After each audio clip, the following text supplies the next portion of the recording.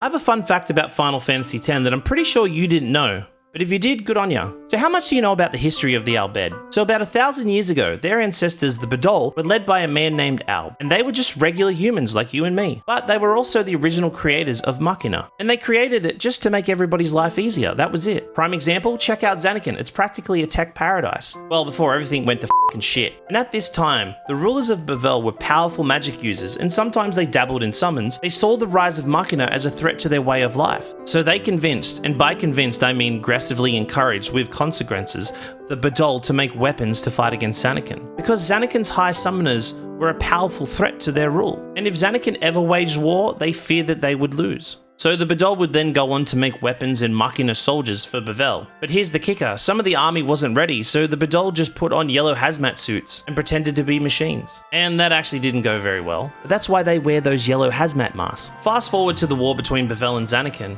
and at its climax, Yevon, the leader of Zanarkand, convinces his people, yeah, we ain't gonna win, and I'm not sacrificing any more summoners. Then he pulls the ultimate power move. He turns the entire city into a faith. He uses them to create 1, the dream city of Zanarkand where they can live on forever and be protected, and 2, summon Sin, a hulking flying whale that he wears as an armor, and wields as a weapon. Now we're faced with the great lie. Yevon destroys Zanarkand to give the illusion that Sin wipes it out, and when Bhed enters the Ghost City, they're met by Yevon, the daughter of Yevon, and her husband, Lord Zaon. And if we ever get a prequel to Final Fantasy X, I would love to see this scene. The armies of Bhed climbing over Mount Gagazet and then witnessing the destroyed city of Zanarkand. Wouldn't that be wild? Anyway, she tells them that Sin was a creation of the abomination that is Machina, and this is their punishment.